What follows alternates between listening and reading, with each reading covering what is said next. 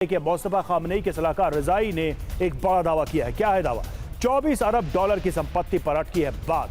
24 अरब dollar की संपत्ति बहाल होने पर ही बात होगी। ट्रंप को इस डेडलॉक को तोड़ना होगा, ये रजाई ने कहा है। अंतरिम समझौता होते ही 12 अरब डॉलर की संपत्ति जारी होगी, बाद में 12 अरब डॉलर की राशि जारी हो, ये रजाई ने कहा है। तो देखिए, यूएस ईरान डील पर डेडलॉक, टीम मुस्तफा की नई धमकी सामने आई है। हॉर्मुज में नाकेबंदी नहीं हटी तो यूएस ठिकानों पर हमला करेंगे। हिंद महासागर, भूमध्य सागर, बाब अल मंदेब तक हमले संभव है। यूएस ईरान वार्ता डेडलॉक में कोई पक्ष पीछे नहीं हट रहा है। विश्वास बहाली के लिए पहले ईरान की फ्री संपत्ति जारी की जाए। मुस्तफा से ट्रंप की मुलाकात की इच्छा पूरी करना संभव नहीं है, ये मोहसिन रजाई ने कहा, जो कि मुस्तफा खामनेई के सलाहकार हैं। रजाई के बयान के मतलब क्या है? हॉर्मुज के अलावा दूसरे समुद्री मार्गों पर खतरा बढ़ चुका है। ईरान को अब डील होने की भी उम्मीद ज्यादा नहीं है। डील पर आगे बढ़ना है तो पहले फ्री संपत्ति को बहाल किया जाए, ये शर्त ईरान की तरफ से रखी गई और तभी शायद बातचीत आगे बढ़ पाए। ये एक संकेत रजाई की तरफ से दी गई है, जो कि सलाहकार है। और मुमताज साहब हमारे साथ जुड़े हुए। मुमताज साहब, एक बात तो यहां पर यह भी दिखाई दे रही है इस पूरे मामले में कि जो अमेरिका के सहयोगी गल्फ देश हैं वो भी इस वॉर से प्रभावित है। और ऐसा क्यों लग रहा है कि एक लंबे समय के लिए Iran versus all gulf countries की स्थिति बन गई है?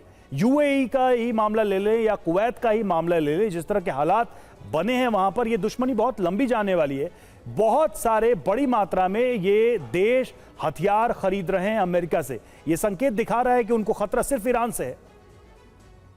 देखिए रवि भाई, बिल्कुल ऐसा नहीं है कि सिर्फ ईरान से खतरा है, क्योंकि ये जो अटैक है ना, ये मुल्कों पे नहीं हो रहा है, बल्कि अमेरिकी बेसिस पे हुआ है। इससे पहले भी 16 बेसिस को निशाना बनाया था ईरान ने, और ईरान ये कोई ढके छुपे अंदाज में नहीं कर रहा है। ईरान का तो बिल्कुल साफ साफ कहना है। रिजवी साहब, लेकिन ये तो ईरान के दावे हैं। सच्चाई ये है कि अभी कुछ दिन पहले वहां एयरपोर्ट टर्मिनल पे अटैक हुआ।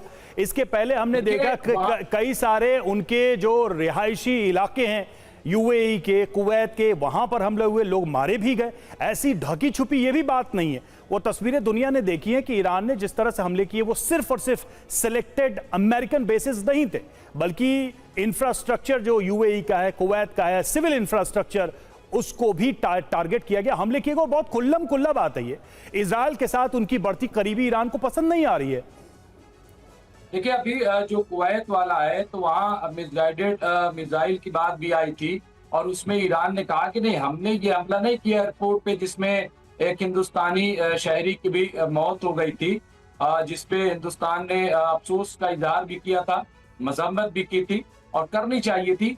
लेकिन मुझे ऐसा लग रहा है कि देखिए, ये सिर्फ एक प्रोपेगेंडा है। ईरान ने आप नहीं मानते कि इन मुल्कों के बीच अब आप पे हमला ना हो, तो आप नहीं मानते कि इन मुल्कों के बीच एक दरार पड़ चुकी है? नहीं, दरार तो देखिए, दरार तो पहले भी थी, ऐसा नहीं है। लेकिन अभी आप ये भी देखिए ना कि कतर ने क्या कहा। कतर ने 2 दिन पहले ये बयान दिया है कि ईरान का स्ट्रेट ऑफ हॉर्मुज के से मुतालिक जो फैसला है बिल्कुल ठीक है, ईरान को वो हक बनता है। तो आप ये देखिए ना, तो अब अच्छा, जो अमेरिका के बिल्कुल पिट्ठू बने हुए हैं, जो अमेरिका के गुलामी में है, ठीक है, तो उनको तो परेशानी होगी। और जो भी बयान आते हैं, मेरा अपना ख्याल ये है कि वो अमेरिका के दबाव में बयान आते हैं। तो ईरान को छोड़कर ऐसा कौन देश है जो अमेरिका के प्रभाव में नहीं है? इस पूरे इलाके में पाकिस्तान तक को ही जोड़ लीजिए, ईरान को छोड़कर ऐसा कौन सा देश है जो अमेरिका के असर में नहीं चल रहा है?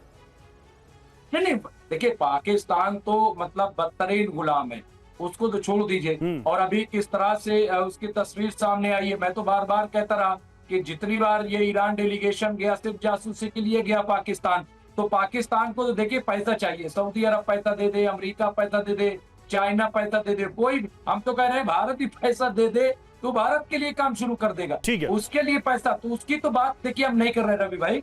लेकिन जहां तक बाकी मुल्कों का है, ये कोई नई बात नहीं। अमेरिका ने बहुत शुरू से ये डरा रखा है कि सबसे बड़ा खतरा आप, ठीक है, तो आप भी मानते हैं कि ये दरार है। अब सवाल ये है कि अगर ये हमले ऐसे ही जारी रहते हैं, ये युद्ध, ये जंग की तैयारी सभी मुल्क ऐसे ही करते रहे, तो ये दरार, ये खाई और ज्यादा चौड़ी हो सकती है। बहुत बहुत शुक्रिया हमसे जुड़ने के लिए रिजवी साहब, बहुत बहुत धन्यवाद इस चर्चा के लिए।